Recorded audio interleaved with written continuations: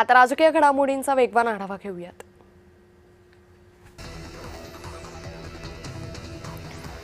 उबाठातून शिवसेनेत गेलेल्या 6 खासदारांच्या पक्षांतराला लोकसभा अध्यक्षांनी मंजुरी दिली। लोकसभेतील आसन व्यवस्थित केलेल्या बदलांमुळे ही मंजुरी सार्वजनिक झाली। नागपुरातील राम मंदिरात उबाठाचं रामरक्षा आंदोलन झालं। उद्धव ठाकरेंच्या उपस्थितीत रामरक्षा पठण करण्यात आलं, त्यानंतर महाआरती झाली।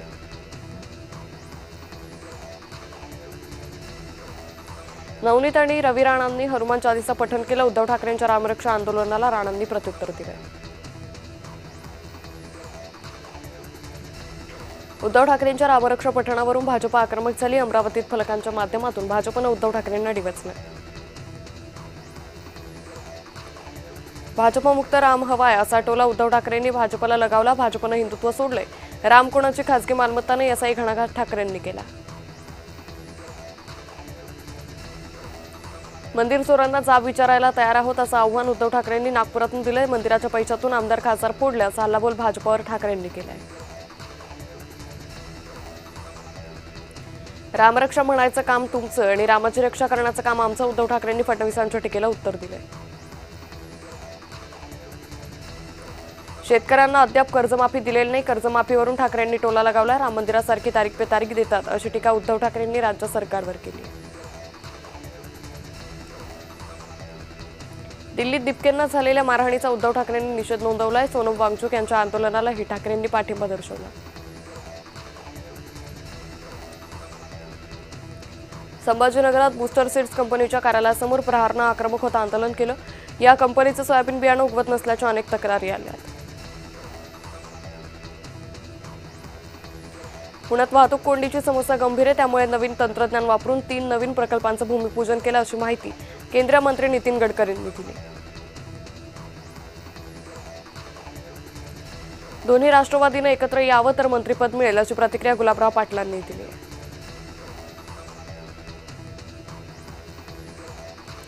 रायगडमध्ये शिवसेनेचे 3 आमदार आहेत। आमची संख्या जास्त असताना पालकमंत्रीपद आम्हालाच मिळायला हवं अशी मागणी शिवसेना नेते रामदास कदम यांनी केली।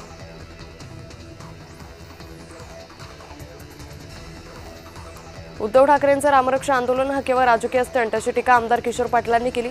बाळासाहेबांच्या हिंदुत्वाच्या विचारांपासून उद्धव ठाकरे भरकटले असल्याचा घणाघातही पाटलांनी केला।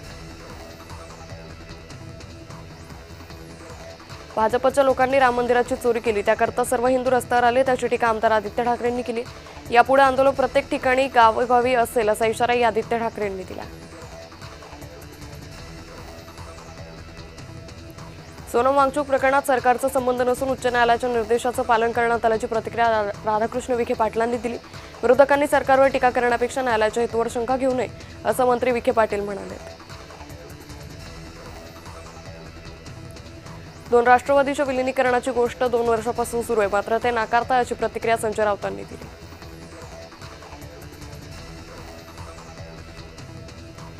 माजी खासदार राजू शेट्टी यांनी पांडुरंगाला साकडं घातलंय। मुख्यमंत्र्यांना शक्तीपीठ महामार्ग रद्द करण्याची सद्बुद्धी द्या असं साकडं घातलंय। सोनम वांगचूक यांच्या आंदोलनावर अण्णा हजारे यांनी प्रतिक्रिया दिली। सरकारनं चर्चेतून मार्ग काढावा असा सल्ला त्यांनी दिलाय।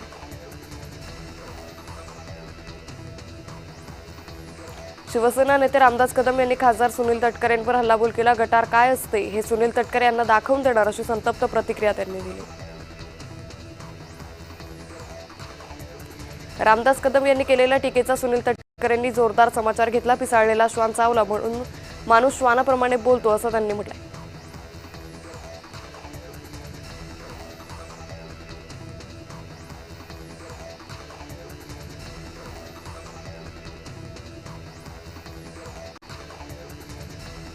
ज्ञानेश्वर बाकडे यांना न्याय मिळाला पाहिजे, ज्यांना मारेकरांना अटक झाली पाहिजे अशी प्रतिक्रिया ओबीसी नेते नवनाथ वाघमारे यांनी दिली आहे।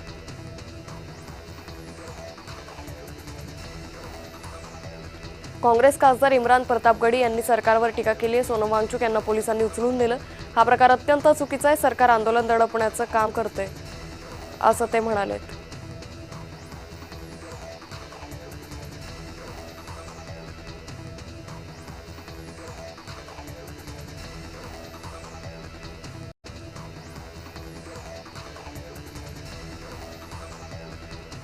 काँग्रेस खासदार इम्रान प्रतापगडी यांनी सरकारवर टीका केली आहे. सोनम वांगचुक यांना पोलिसांनी उचलून नेलं. हा प्रकार अत्यंत चुकीचा आहे. सरकार आंदोलन दडपण्याचं काम करते असं ते म्हणाले.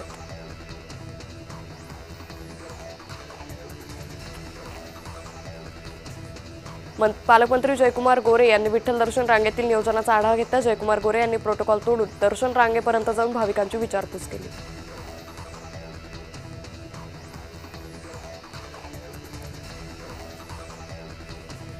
भाजप नगरसेवक प्रकाश गंगाधरे आणि मुलुंड सेवा संघाच्या वतीनं मुलुंडमध्ये विद्यार्थी गुणगौरव समारंभ आयोजित करण्यात आला होता.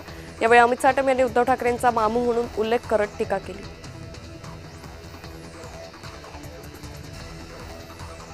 उद्धव ठाकरेंच्या पाठीशी राम उभा राहणार नाही अशी खोचक प्रतिक्रिया मंत्री गिरीश महाजनांनी दिली.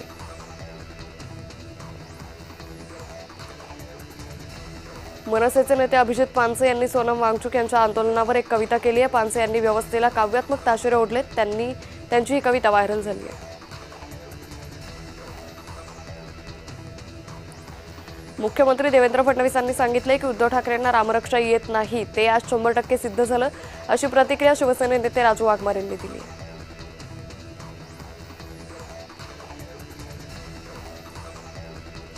जालना जिल्हा नियोजन समितीच्या बैठकीत वाद झाला. पंकजा मुंडे तातडीनं बैठक सोडून निघून गेल्या. बैठकीनंतर कल्याण काळे आणि लोणीकर यांनी ही माहिती दिली.